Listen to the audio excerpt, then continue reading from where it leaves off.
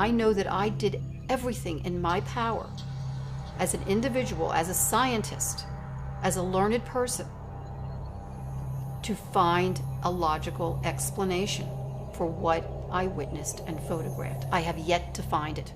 If anything, it has opened up a whole new world to me that I never knew existed. It's time we get this out in the open. Address it, accept it, and study it. When there's a documentary that shows that there's a whole bunch of us that have managed to suspend our disbelief long enough to listen to each other and to inquire and to share, that it really brings the sharing closer. And more people will come forward and share. And pretty soon it'll be a groundswell. The whole purpose is to educate people, educate young people, because there'll come a time where they're going to have to deal with this, and it shouldn't be through fear.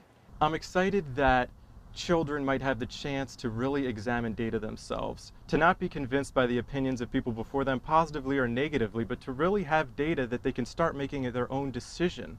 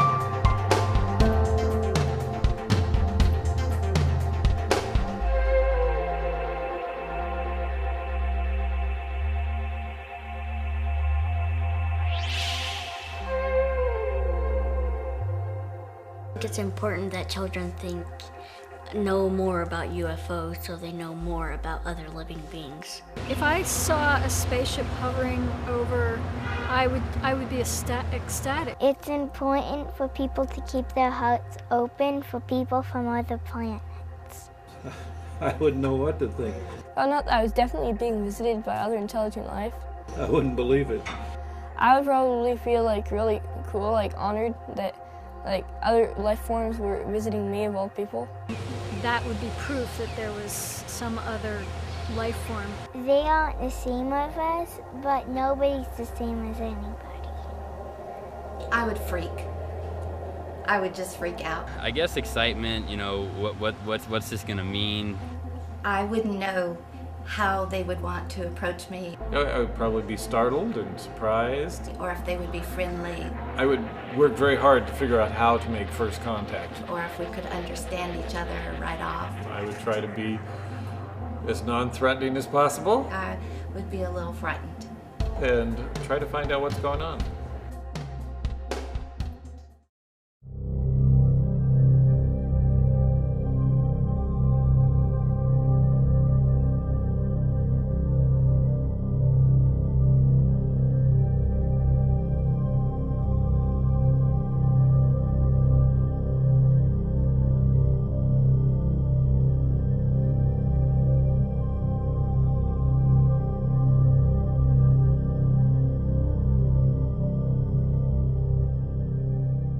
In 1995, both my husband and I witnessed 3 amber orbs in a triangle formation, one on top and 2 closely aligned underneath, very close to our home, about 100 yards from our home, hovering above a private desert area. It was startling and it was amazing. At the same time, there was nothing there but blackness and these 3 amber orbs. And something told me to take everything in, the size, the shape, the color, the distance. They were about 3 to 6 feet each, depending on how close or far away they were. They were definitely oval shape. And the amber color within each orb, and I call them an orb because the light did not extend outside the edge at all. It was totally self-contained. It was very uniform, amber color, and it didn't glare at all. Every other light out there glares. And we have a beautiful panoramic view of the city skyline, so we know what helicopters and plane lights and street lights and so forth. Every light out there glares. These did not. Very soothing, very mesmerizing. And I thought, if I don't get a picture of this, nobody's going to believe it. And as I ran to the closet to get my camera, my husband calls me back. He says, get over here quick. One of them is disappearing. And as I rushed back, we both watched in awe as the top orb started to dim as if on a dimmer switch. It didn't budge at all. It didn't waver. It didn't take off. It just dimmed as if it was on a dimmer switch, as if once it disappeared, it was still there, but we didn't see it anymore. I got onto the balcony, shot a quick picture of the two bottom orbs, and immediately noticed an eerie silence, as if time had stopped. It was quite extraordinary. And as I'm staring at these two bottom orbs, I have to admit, it seemed that there was intelligent presence staring back. The thoughts going through my mind were, who are you? What are you? Do you know that I'm here? I'd love to meet you. And the next thing I remember, the left bottom orb started to disappear, and I quickly shot a picture of that. And that was the only picture that turned out at the time. But for me, it was quite amazing because it verified that something did happen. I caught a picture of it, amazingly, as one was disappearing and one was still there. I put it on my mantle and kind of watched it for a little bit and wondered if I'd ever find out what this was. Eventually put the picture away, but I have to tell you that even though the picture was out of sight, the thought and the memory wasn't out of my mind. Did not see anything for 2 years. 2 years passed, and not a hint of anything, even remotely close to these amber orbs. January 22nd, 1997, I noticed 3 amber orbs now at a distance far west on the horizon. And I'm thinking, wait a minute, even though they're in a line formation, they were amber, they were in a formation, they were hovering for minutes, strangely similar to the 95 incident. The next night, the 3 amber orbs are now in front of South Mountain. And I knew they were in front of South Mountain because there's red blinking warning lights for the airplanes that are coming into Sky Harbor just in front of South Mountain. And this was definitely lower and in front of South Mountain. And I thought, enough, I'm getting my video camera. I ran downstairs, I grabbed my video camera, I got out to the pool area. I took about 18 seconds worth, the battery went dead.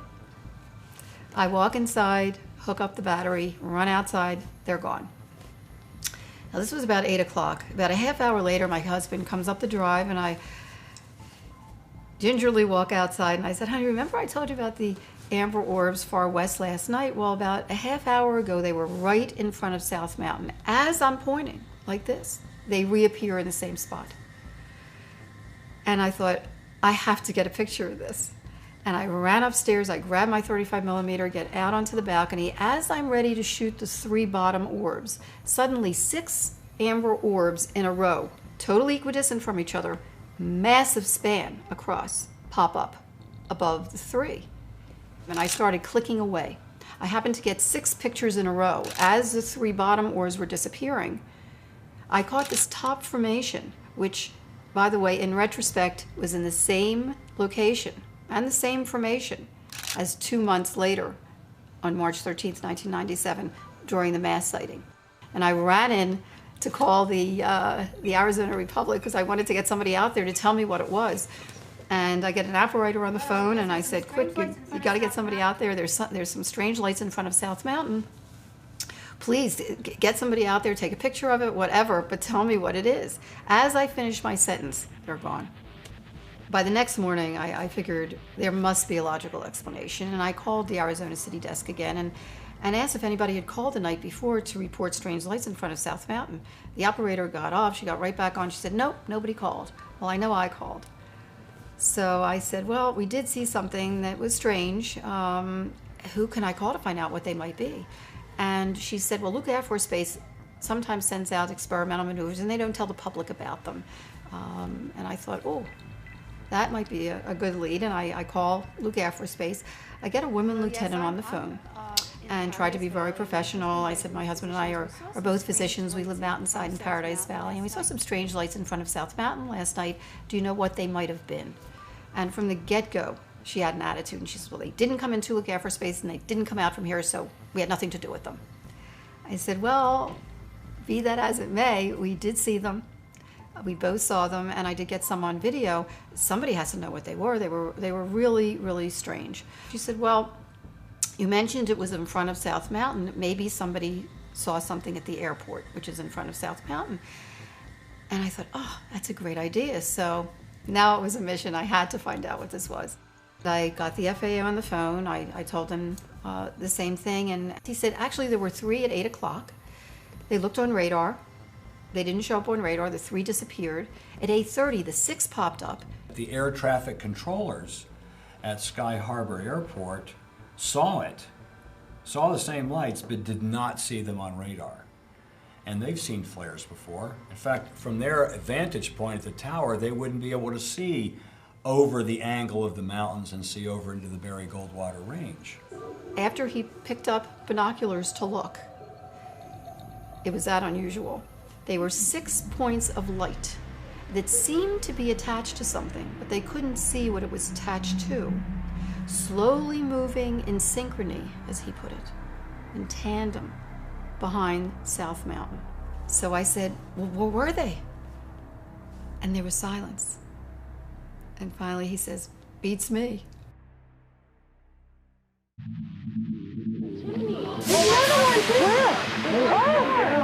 Major sighting here.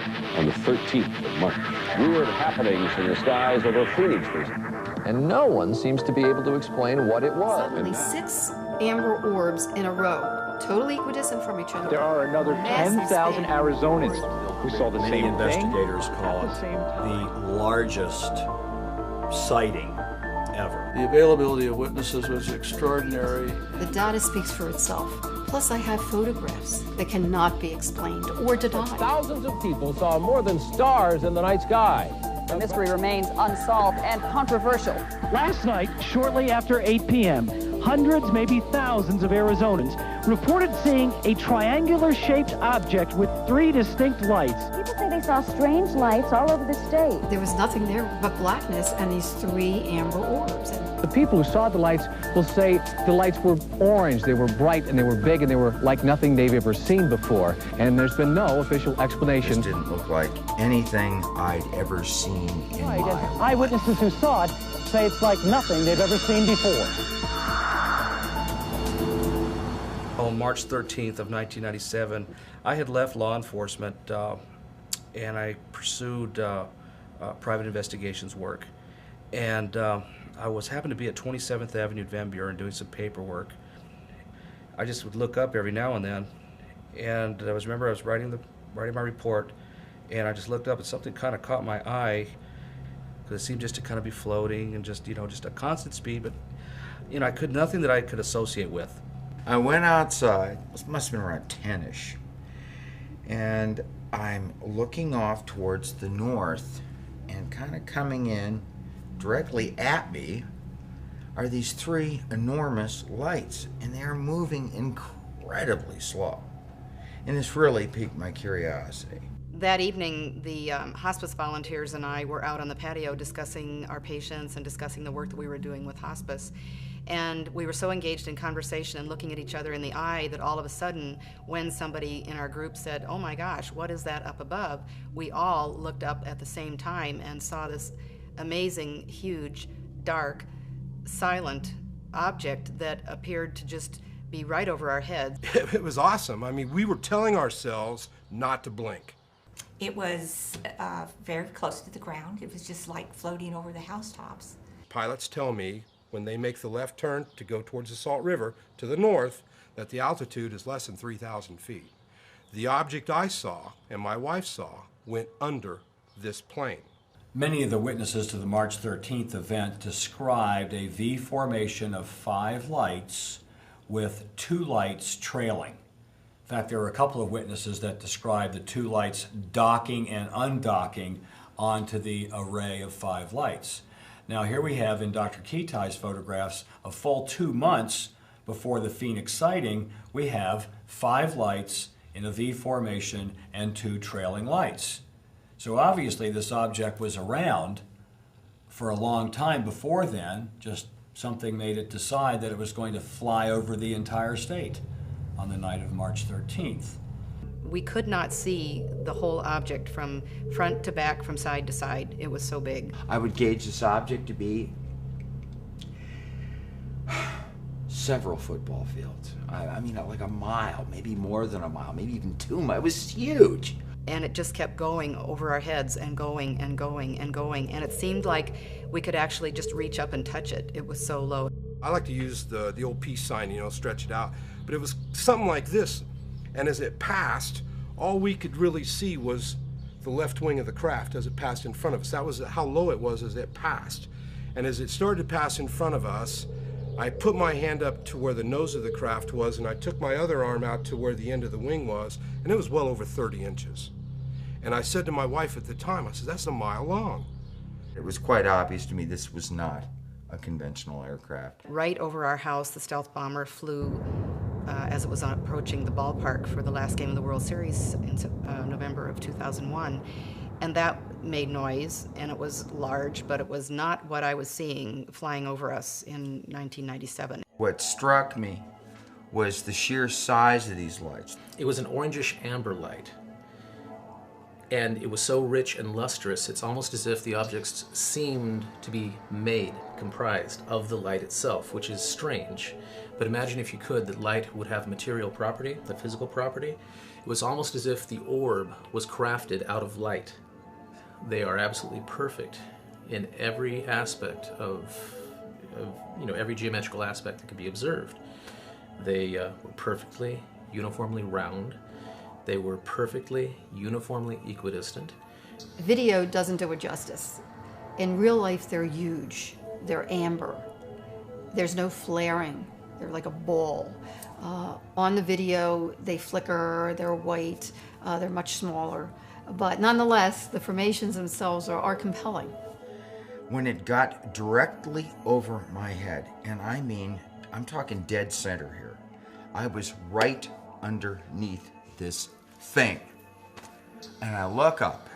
It was like there was no filament in this thing. They appear to be in a canister. There was light swimming around in this shape or form. They didn't glare. They did not emit like a beam, like a floodlight, like landing aircraft lamp. There seemed to be some depth to them. I noticed it was a triangle shaped with 3 huge lights, and they weren't beaming down like landing lights. They were just big balls of light, but very pretty. They blocked out the stars as they moved. You could not see objects beyond them as they would pass in front of them. In between these lights, though, it did seem somewhat denser. It seemed darker, like there was a shape or form going on there that was holding these things together. It was like looking through water. And if you've ever seen that little wavy motion and so forth, that's what that's like. What absolutely struck me as being eerie beyond belief, the immense size of this thing would have to be controlled by something that had a pretty strong engine just to sustain flight. There was not a buzz, there was not a hum, there was not a jet engine, there was not a prop engine, there was not a jet prop engine. There was absolutely no sound at all. Just 3 beautiful lights coming towards us. And it seemed to move effortlessly, just glided right over. This was one solid object, one craft, one big, large boomerang. Everybody that called me said the same thing. It was huge, it was slow, it was low, it was totally silent. They could see some lights, somewhere between 5 and 9 lights on it at any given time. The lights were not like spotlights, they were more like glowing, gaseous globes. What struck me immediately about the Phoenix Lights incident was the sheer number of witnesses. The availability of the witnesses. This was peak time for the comet Hale-Bopp that seemed to come out of nowhere a a few months earlier. It brought thousands of people out of their homes in the early evening to see what the comet would look like as it got closer and closer. And when you think about thousands of people living along the most populated corridor of Arizona, outside on a very clear, quiet night, looking up purposely in the sky for a glimpse of the Hale-Bopp comet, when the phenomena pass right over their heads, 30 miles an hour. Some people did see it take off at a tremendous speed. The objects that were witnessed were clearly, they were intending to be seen in terms of appearing over mass, the concentration of population of the whole state, coming down I-17 virtually from stem to stern, from end to end in the state. I think they went out of their way to let us know that they're here. That was a parade that came right through Sky Harbor airspace, protected airspace, right through downtown Phoenix. 10,000 people approximately witnessed this, one of the largest experiences of this sort ever recorded. We found quickly that there was a complete cross-section in the Phoenix Lights witnesses of our society, from truck drivers to attorneys, doctors, lawyers, aerospace people, military. Air traffic controllers on duty who could see the lights but not see them on radar. Just from what you read in the press accounts, I think they profoundly affected a lot of people. I wasn't frightened, I was just in awe of it because it was so abnormal. None of us was apprehensive about what we were seeing. This was the very interesting part looking back on it, and I especially was very intrigued and excited with the idea that this is something miraculous that's happening right now. This was a planned event. It was not accidental. It was very well orchestrated, to say the least, even an elegant production, if you will.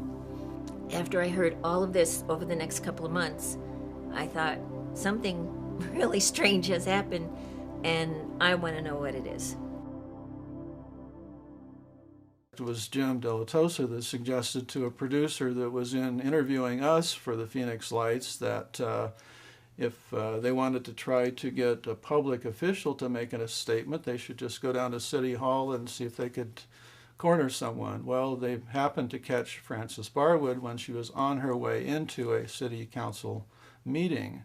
As I was going into the meeting, I was stopped by a reporter, and she had with her a TV cameraman and a microphone man, and they started asking me about these lights that went over Phoenix.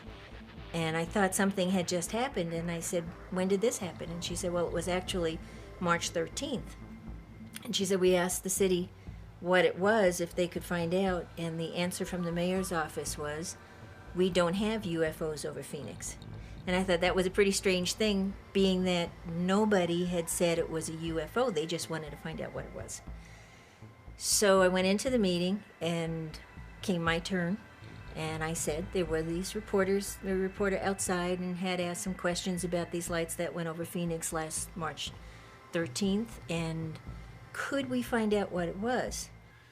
And she thought it was a fair question, was asked of her, and she wanted to know herself, and she asked the question in chambers, and got quite an interesting reaction. Everybody just kind of turned around and looked at me like, why did you ask that? And it was like this silence.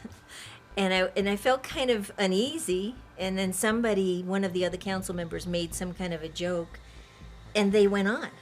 They didn't assign me 2 staff members. They didn't say who was going to look into it. They didn't say who was going to get back to me. And I thought that was really unusual. After the meeting was over, one of the assistant city managers came up to me and said, you shouldn't have asked that question. And this is the first I heard about it. I mean, nothing else was ever discussed with me at any point.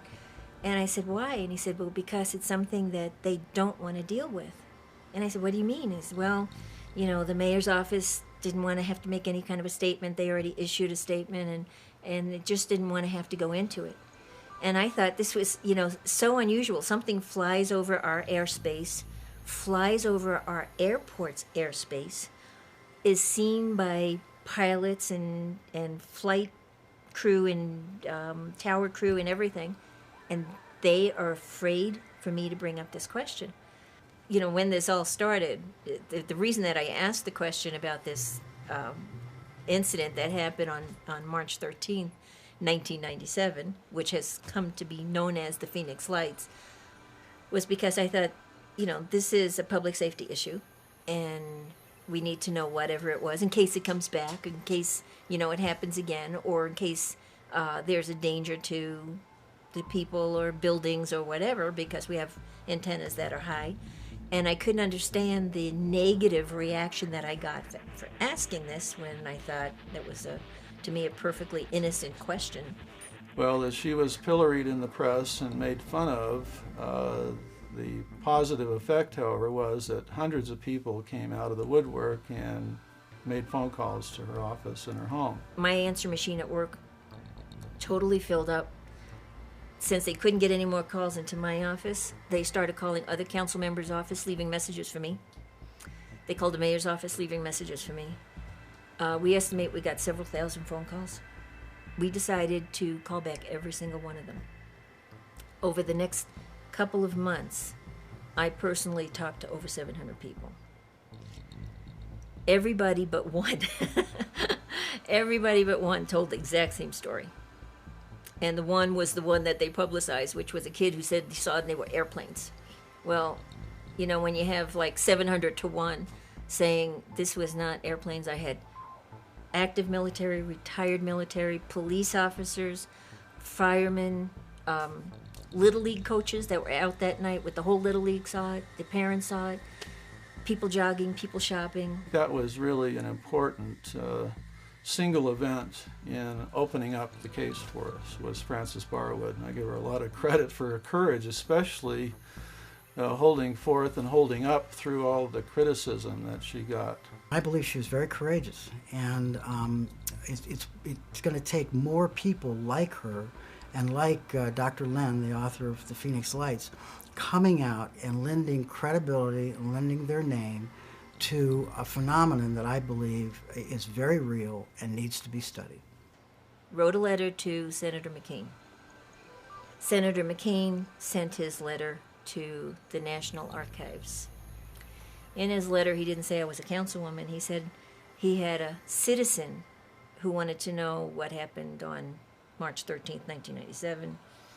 And the letter, the whole tone of the letter was like kind of sarcastic. And I found out that when you send something to the National Archives, they don't answer, they file it.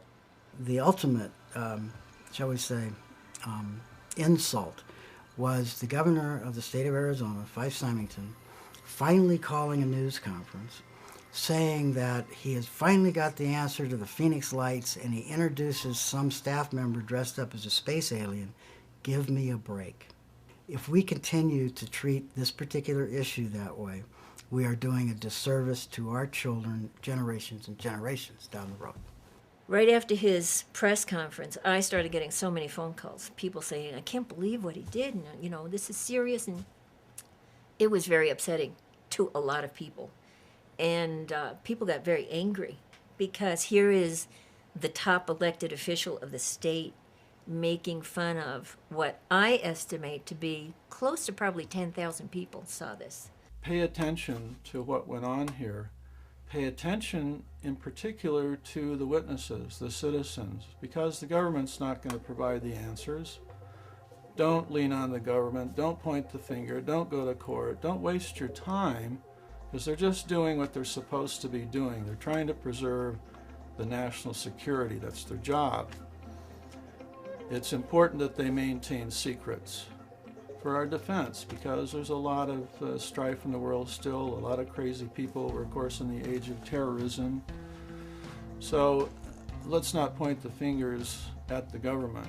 Let's open our arms and our minds and our hearts to the citizens who have extraordinary tales to tell. When they came out several months later, 5 months later, with the flare explanation, I immediately knew that that's not what we saw. Being in the military, I've launched those flares, and they were not flares. Because flares fall, you know, up and down. They don't fall even in the wind. They don't maintain that altitude. They weren't dropping like flares drop. They weren't disappearing. The flares that the military claimed they dropped on the night of March 13th would be of two types. One, you'd have the spoofing flare, which would be to draw a missile away from an aircraft. Another one would be an illumination flare, which would provide light for people on the ground to see what the enemy might be doing. This is off of the video from Dr. Kitai, and we have the triangle formation again. You know, airplanes dropping flares would have a difficult time getting a perfect triangle time after time. I do work with flare on a daily basis. They weren't flares. I knew they weren't conventional aircraft. Flares emit smoke, and the illumination from the flare would illuminate the smoke as well, so you would have a trail from the flare leading up. These lights up here represent aircraft flares. If you notice, they're not in any straight line. They vary in distance between each other, and if you look at the top, you can see the smoke. As the flare falls, it leaves a trail of smoke above it from the burning magnesium in the flare. Flares are moving relative to each other. They're moving at different speeds. The Phoenix lights are rock steady. When you're looking at these points of light, if you were trying to decide are they part of a large vehicle or are they aircraft flares, what you would look at is the position. In this case, these points of light stay identical in relationship to each other. If they were aircraft flares, they would be dropping slowly and moving laterally back and forth relative to each other. If I do a histogram of frame 1, frame 100, frame 200, we're running video 30 frames a second, 1,800 frames a minute, so we have almost 6,000 frames. So I take every 100 frames, measure the brightness, see if it's changing. And if we built a graph over time, flares, the graph of the change looks like this. The Phoenix light, flat graph. I have footage of these objects from upwards of 20 minutes, so there's no way that it was a flare. As we had more people come forward through Francis Barwood going public and asking the question, hundreds of people came forward through that, to a great body of case reports we had from Peter Davenport at the National Center. It was clear that I had to do a lot of field work if we were going to even begin to do the animation that we planned to at Village Labs at the outset. Let's try to recreate what went on to properly illustrate what the witnesses were describing. We've done motion studies of the different witness drawings, the different videos that we had, and built a scientific model that we then turned and moved it in as many positions as we could to find something that was either a formation of lights or lights on some object that no matter how we moved it, it fit with what was on the video and what the witnesses said. This is great to have Dr. Kitai's film, 35 millimeter film that she had shot in addition to the videotape and all the other people's videotapes. We had this high resolution film that I could scan the orbs at 1200 dots per inch and be able to then look at the orbs as a very large object. I can look at the very fine gradations that are out on the edge. I can look frame to frame to frame for changes, or that it's remaining the same. I have more data to deal with. It is my belief that very valuable information comes out of studying the color content of the entire picture and of every single light. What we're doing is looking at a composite image, an RGB image, and studying the nature of the colors that form that image. And they're not at all the same, you know, it's a real apples and oranges kind of thing. Yes. And I think this data is very valid, and I don't know that it can be easily refuted. When I had the experience of seeing some lights out in the distance, the first thing I did as a, I guess, inborn skeptic myself was just try to run through every possible solution that it could be. I ran my differential diagnosis of anything it could be. And what I realized pretty quickly was nothing fit. Nothing that I could possibly run through. It definitely wasn't flares. It wasn't airplanes. It wasn't streetlights. It wasn't something on the mountain. It wasn't anything that I could think of. And it also didn't make sense that they were saying it was helicopters flying in formation, because there was no sound, and even the most quiet helicopter still makes a sound. The key is here is everything we have makes noise. We don't have anything that's quiet. People will say, well, it was stealth. Well, stealth is radar evasive. It has nothing to do with what you hear. It's radar evasive, not sound evasive. And the idea that we saw something that large and that low to the ground that was totally quiet still amazes me. In my examination of Dr. Lin's photos and from her description of what happened, they did seem to move as a unit, and they were able to stop and hover. And I'm not aware of any kind of aircraft that has a hovering capability that's silent. I don't believe it's the military testing top secret craft. If they were to do such a thing, they would do it out of the public eye, not above a major city. If our government or a military contractor is making something like this, they made a big mistake in letting it get loose and fly out of control right through the center of Phoenix and air traffic, turn around, flying through military bases.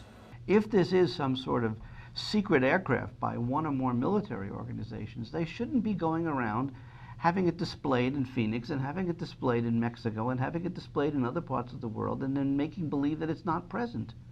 If it's going to be visualized and it's going to be photographed, then people should stand up and own it. My initial supervisor, when I first arrived here at Luke, he was here in '97 when the incident occurred, and he remembers that 2 jets were scrambled from one of the squadrons on Luke. Now, as far as I know, nobody ever took a shot at it, except the camera. We had an insider's report, a ground crewman, who had to help one of the pilots from one of the pairs of jets that went out of his craft because he was so shaken up by it. One of the pilots stated that they had a visual on it, they've got gun camera film of it, they have no radar tape of it. It scared the hell out of them. Allegedly, a crewman from Luke Air Force Base called the UFO Reporting Center, Peter Davenport, about 3 a.m. that morning. Very detailed description of this mile-wide triangle craft traversing right over 7th Avenue and Indian School about that time as well. Nothing's ever been made public, to my knowledge, about instructions on how to respond to a sighting at the base. However, I know that the Firefighter's Guide to Disaster Control that is endorsed by FEMA, I believe it's chapter 13 or 14, is completely about UFO sightings and how to respond to a crash. So that kind of lends a little credence to the whole story. I try to dismiss and I try to find, like I said, I try to pick apart every story that, and when they came to the point of an unidentified flying object, that seemed to be the only one that I couldn't pick apart. We kept saying, what is that? What is that? And it wasn't until after the events happened and it disappeared to the south in the darkness that we went inside. We stayed outside for a couple seconds, and we went inside. And she sat on the couch, and I went to the bar, and I sit on a stool, and I took my glasses off, and we stared at each other for 5, 10, 15 minutes, who knows? And I got up, and I wanted to go back outside, and as I grabbed the door, I looked my wife right in the eye, and I said, we just saw our first UFO. And she looked at me back, and she goes, I know. It was just amazing. The credible, wonderful, detailed descriptions that witnesses shared. And you knew it was from their heart. You knew that they had seen something extraordinary. I like Occam's razor. The simplest explanation is probably the one that's true. It's an extraterrestrial spacecraft.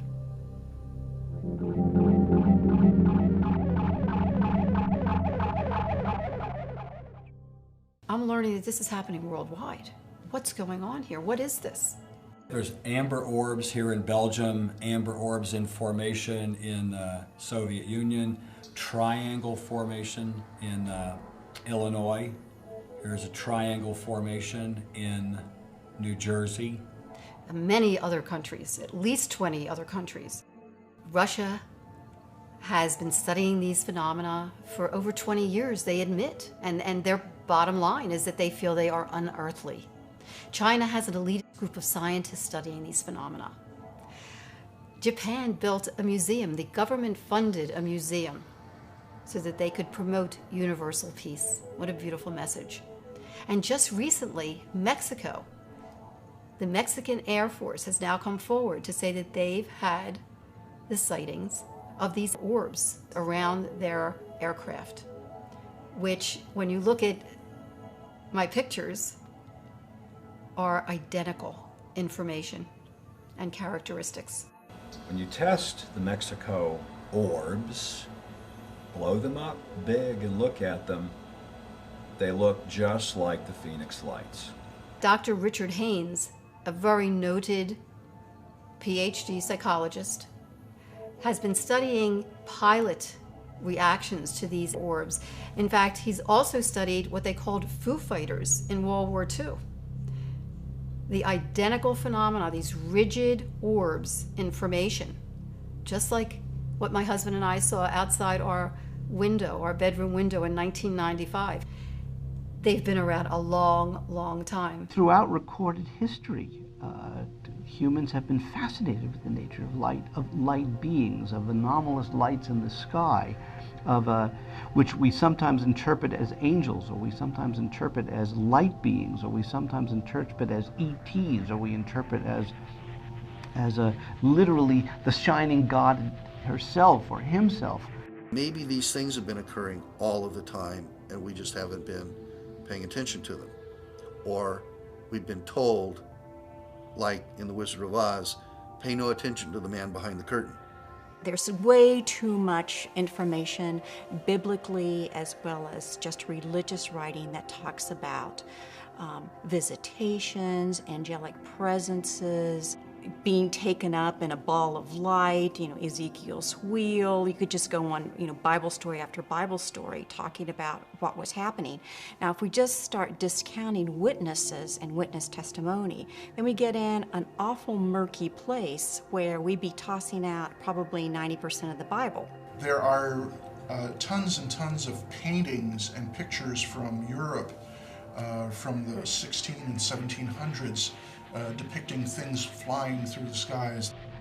And part of that chunk of history is in acknowledging the existence throughout recorded history of phenomena like this and the roles that it have played in people's lives, and especially the, quote, native cultures who were open to receiving it. The Gila River Indian Reservation on this side of the Estrella Mountains, behind South Mountain, where they report that they look up and see it all the time and that they've been seen there for hundreds of years. That's why it's called the Estrella Mountains, gateway to the stars. The name itself is symbolic. Historically, anciently, to the Native Americans, this is known as the crossroads here of the gods even. The Estrella Mountains, where the Phoenix Lights were seen, means stars. And those mountains were given that name because the Spaniards said that the Indians of the day said that's where their brothers would come and go, as if there's some kind of portal or gateway in the Estrella Mountains. And we have witness accounts, by the way, that suggest that very thing. The lights are called the Sky People. Some of the Native American tribes, everyone is very differently. Some of them go out to seek them, to seek their knowledge, to find out what they know. As far as our culture goes, we're way behind actually defining what I believe is a very real reality that a very high percentage of people have experienced. I saw the Phoenix Lights, and then I saw very large orbs at a later date, 3 or 4 months later. Beautiful color, amber, and knew that they were intelligences and felt the emotion evoked in me was one of great warmth. It has been reported many, many times that the witness felt that there was something in that light, a thought form, an entity, an intelligence, guidance and control that was behind it, knew that they were there. They could sense it, that they could feel it. That really set me on a journey for 7 years. The first 4 years of which I actually started looking for a logical explanation, for a source and meaning for what I had witnessed and photographed, The more I look, the more I found.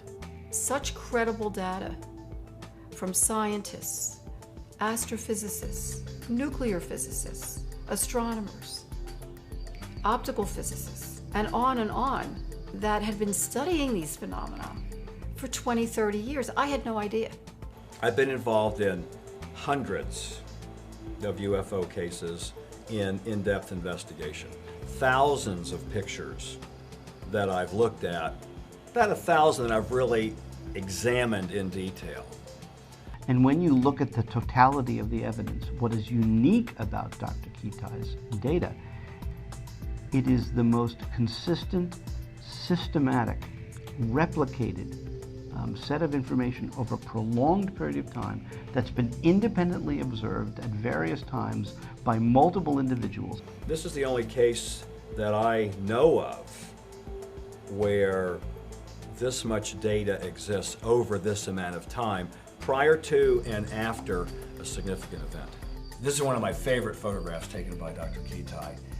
Taken camera in the same location, the lights in the same location as the Phoenix lights, but taken a month after 9/11.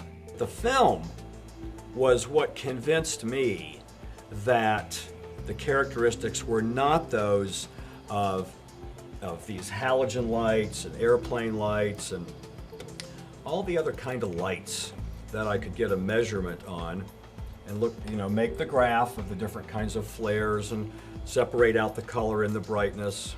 My conclusion about the Phoenix lights is that there is nothing that I can get a match to in the data table. It's not Hale-Bopp, it's not stars, it's not aircraft lights, it's certainly not car lights. For a number of reasons, it's not flares. If it's not some sort of technology that's made by us, then we have to seriously entertain the hypothesis that it is some sort of expression of highly intelligent beings. Ultimately, it's going to be the people that will sort these things out rather than the government. And the worst thing that can happen to us would be as if the government said, well, it was flares, go back to sleep. For a long time, since the 1940s, there's a concerted effort to try and keep this material from the public. And one of the easiest ways to do that is to hide it in plain sight.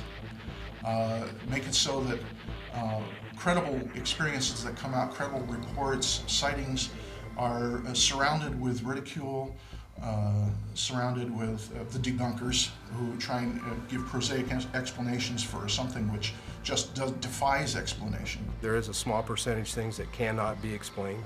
But even if it's only 1% that can't be explained, or if it's 1/1000th of 1%, that's enough. It only takes one. The Phoenix lights are tremendously significant because they're another wake-up call for people who are skeptical or people who are secretly wondering what it's all about. And the Phoenix lights were so visible, seen by so many, and so publicly acknowledged, even in the media. If you can create a structured controversy, say, I'm going to let the flare story happen, knowing that a lot of people aren't going to believe it and some people are, but let's see how it goes. And then let's get on the phone and let's call up USA Today, CBS, ABC, NBC, MSNBC, and let it trickle down through the news management that we think this story should be covered. You get your people there. And it happened. It happened in a big way. It happened fast and turned a lot of heads, made worldwide news, and then it was denied. Why wouldn't all these news media people who are in a perfect position to investigate all this, why aren't they at the least bit curious? Why don't they want to know what it is? Look what happened in '52 when all those craft flew around the Capitol building and everybody went, 4,000 people saw them and looked up and went, oh my God, oh my God. Nothing happened. The word barely got out across the country. That's not true anymore. The Phoenix Lights is the first case, that's the first case where there was chat rooms about it.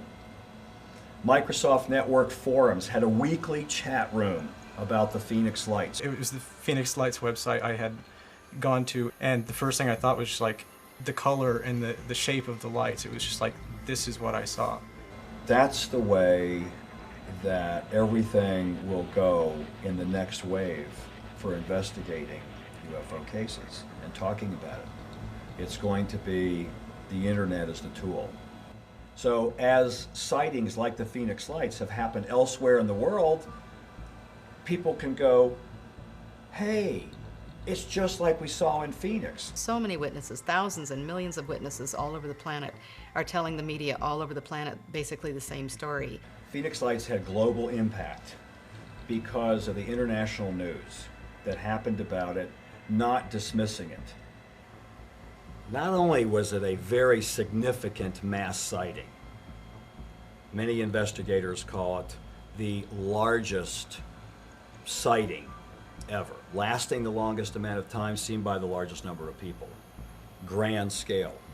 But at another level, global media. It was all over the news everywhere for a long time, months and months. And then every year, it gets on the media again because there's something significant about it. When I first joined the military, I put in for Luke for the simple fact that the occurrence of 97. I was hoping to maybe see something myself. When the orbs returned in January of '98, I was on the roof of our building at Village Labs, having been on alert. Dr. Lin called. We had been alerted that the orbs had been showing up the nights before. So everyone, the Phoenix Lights Video Witnesses Club, if you will, were all ready with their cameras in their various positions around the valley. When I first stepped out on my balcony and saw the two amber orbs to the southwest, I dropped my soda on the balcony and ran in to grab my video camera. And I put the spotter scope right on it, I zeroed in it, and it stayed right on it. And what was extraordinary is that light went off and it came on again over a 20-minute period, and it did not move from that position because it stayed fixed in the scope. I have to tell you, I was really deeply impressed by the display that unfolded. As Jim came up to join me, we really were now together to witness a grand display of several orbs that were variously in a straight line, as if you could draw a ruler or lay a ruler end to end, lights going on and off in the same positions, and then ending up in a triangle as if to communicate a simple geometric base message. A lot of the times the orbs will line up in a straight line. They'll move into patterns, mostly geometric patterns. Greater frequency of the triangular shape. It was impressive, and we both reacted as if this was an extraordinary event and certainly not a display of flares thanks to the military. I've been sitting out on the balcony every night since. I've got some good footage so far, and it's pretty compelling. I think society is influenced, of course, by Hollywood and the perception that, you know, there's this fear element and that's a natural response. Hollywood has really trained us to feel that aliens are scary and they're going to hurt us, and, you know, there's really no way to know what to expect except for what we've been trained to believe. Hollywood likes the violence. All the movies and all the E.T. movies, every time E.T. and UFOs and all this is involved, 95% of it's violence, where they're attacking us, they're killing us. So a lot of people has a mindset right here that, hey, those are evil people, those are evil beings, they're here to hurt me. And yet, I think that's the furthest thing from the truth there is. If I would see something in the daytime, big, huge thing coming flying over, I think I'd be a little afraid. When children especially saw this mile-long triangle craft, they were scared. Their initial reaction was fear. But as it slowly passed right over their heads, silent, gliding right over them, not only children but adults as well felt a connection to the phenomena, felt a calmness take over them. Nobody I talked to said I was terrified. What they said was, I was amazed, I was astounded, it was incredible, I was excited. It amazes me that we got to see something that large, that low to the ground, that slow, no visible means of propulsion whatsoever, no noise whatsoever, and it was able to stay up and it did no damage. If it were ours, the amount of propulsion needed to stay up because of our gravity. It would have destroyed buildings, houses, it would have deafened people, people would have been wrecking cars. I mean, none of that happened. It was a totally friendly visit. No one was hurt, no one was scared. They didn't become blind, and nothing was dropped on them. Nothing had happened to me. Nothing had happened to anyone I'd known. Nobody was harmed. What most people experienced was this phenomenal sense of wonder and awe and appreciation for being alive and witnessing it at that moment. Once all these things came to my mind, I just thought, wow, what a neat thing. And that actually helped open up my mind to the rest of my life with a sense of wonder. Almost universally, people who have anomalous experiences with lights or craft or things that they see never recount it as fearful. Always recount it as filled with awe and wonder, of amazement, of wanting to connect to these phenomena. Hopefully, as society matures a little bit more and becomes more comfortable about talking about these events, these beings, that fear will diminish. And I think if the fear continues, that's their choice. They're using that then as a defense mechanism to help them be comfortable with something they can't put a label on, something they cannot explain. If you're terrified of seeing something, and then you see something that you're terrified of, what are you going to do? Your own beliefs are going to color you to lead you to have a negative experience. So it's your belief structure that has prevented you from having the positive experience that's really there.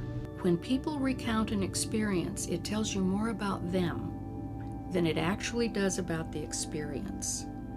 If they need to be angry, they usually vent annoyance and how dare they and that kind of thing. But over time, and looking at it and comparing it with others, there is almost nothing really fearful about any of it. Imagine that you're an unearthly being. You want to communicate, you want to help.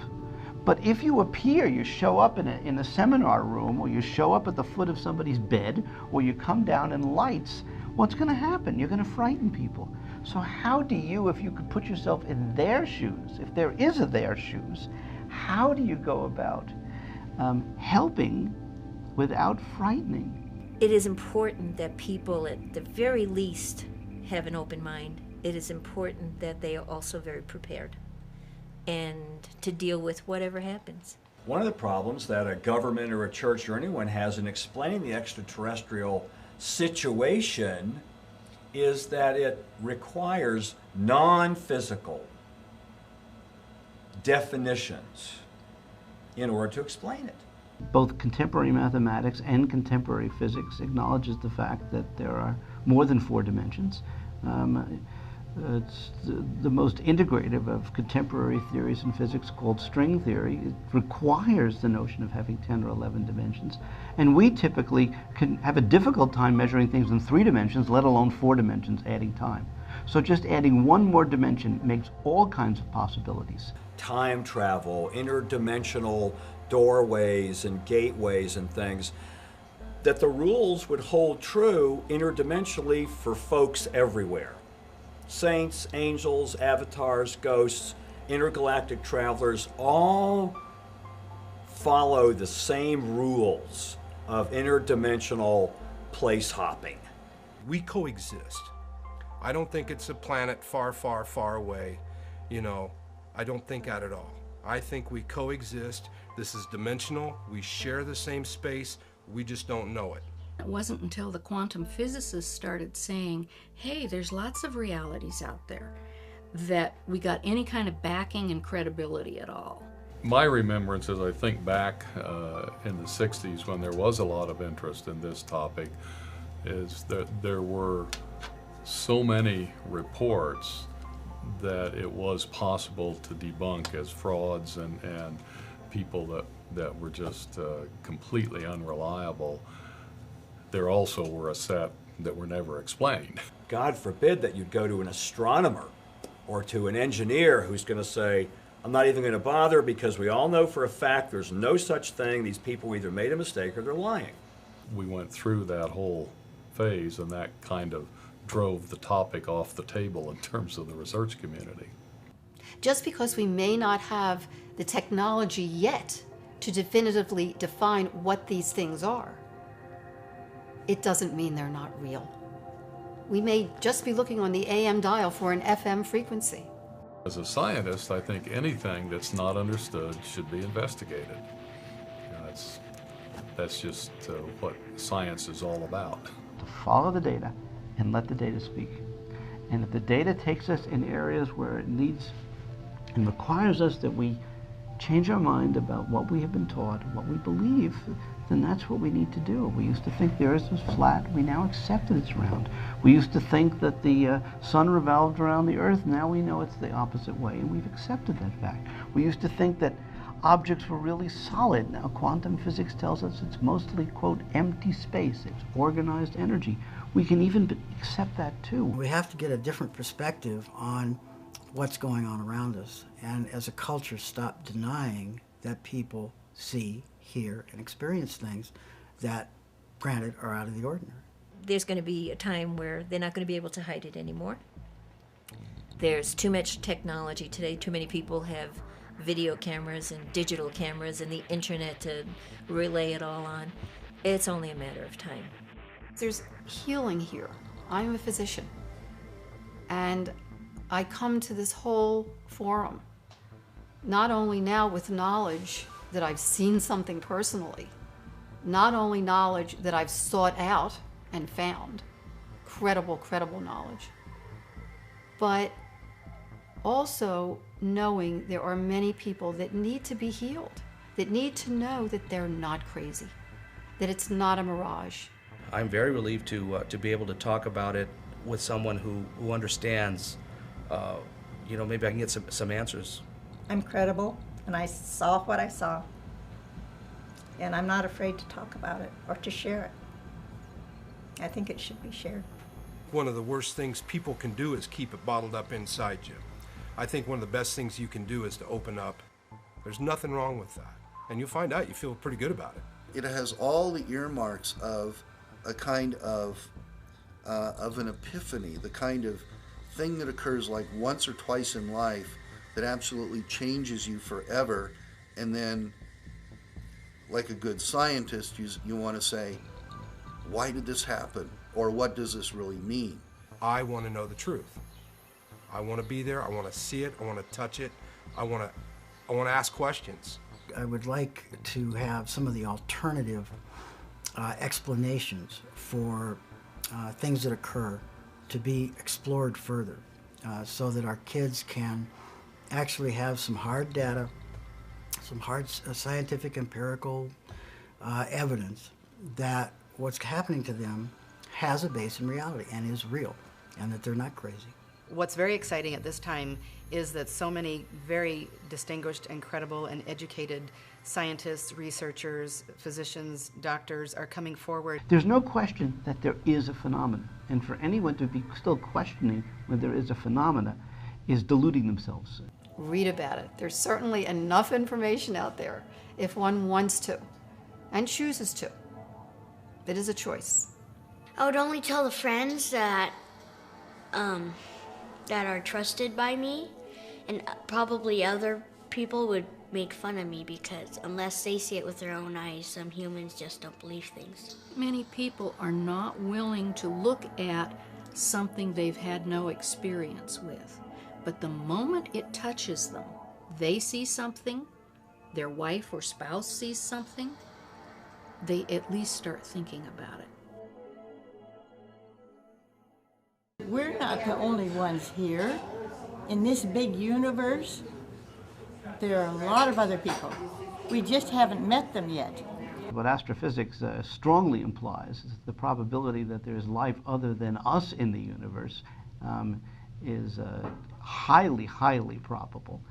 There are so many stars and probably other planets out there that the scientists haven't even seen yet. It just seems incredible to me with over 200 billion stars in our own galaxy, and there are billions, if not trillions, of galaxies.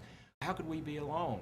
The Hubble telescope, just in the last 5 to 10 years, has changed the face of time and space and gravity as we know it. Our galaxy, our one Milky Way galaxy, and who knows how many trillions there might be out there, is 12 to 14 billion years old. Our solar system is a very young solar system. It's only 4 to 6 billion years old. There may actually be intelligent entities out there billions of years ahead of us. What if everyone woke up tomorrow and knew that extraterrestrials come here? For sure. Positive. Then what? Maybe we would have more reflection on how we are being, as a people, as a nation, as a culture, as a planet. It would help us to wake up. It would help us to see that we're not the end-all be-all. So I think it would be a good thing. I feel that the event woke me up. That I got out of my daily routine of getting up, going to work, coming home, cooking dinner, eating dinner, watching TV, going to bed. You know, because you got kids, you got baseball, you got all this stuff going on. Life is such a routine. This woke us up, that there's something greater out there, that there's more out there, and wake up, open up.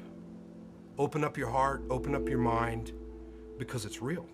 What happens when these phenomena occur, these anomalistic phenomena occur, that people come awake, maybe for the first time in their lives, but the opportunity is there all of the time. Reality, you know, as people sometimes say, is only what I can see, hear, touch, feel, and so on.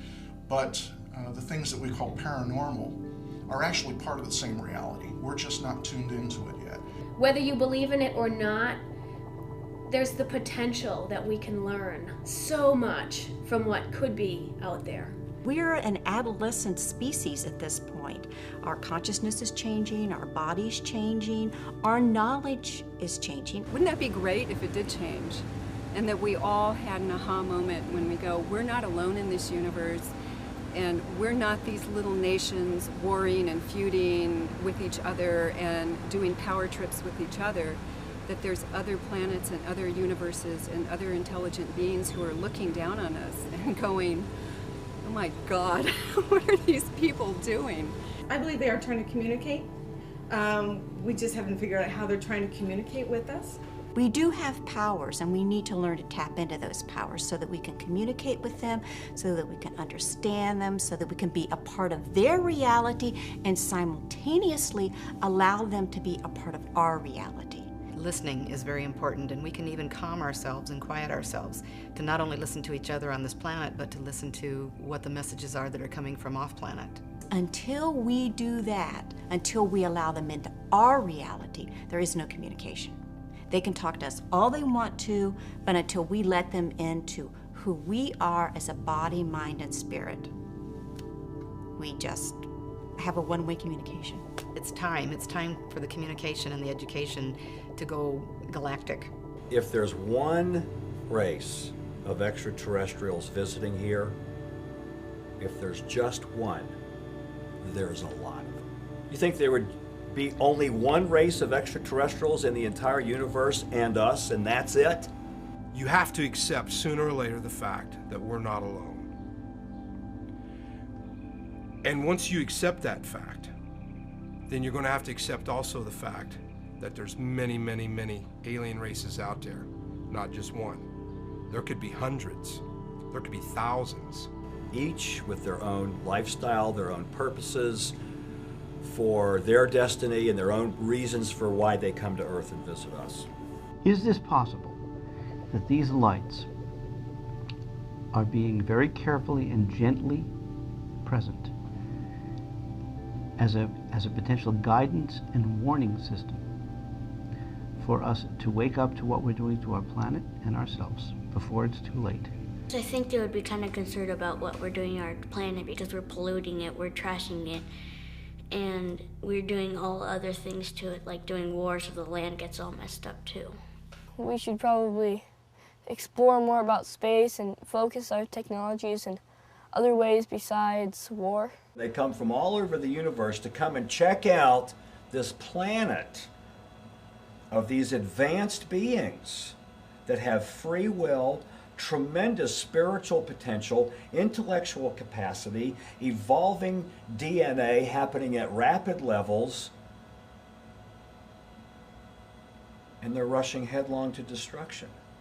If we destroy this planet, the consequences do not just reside with us. The consequences are very, very galactic.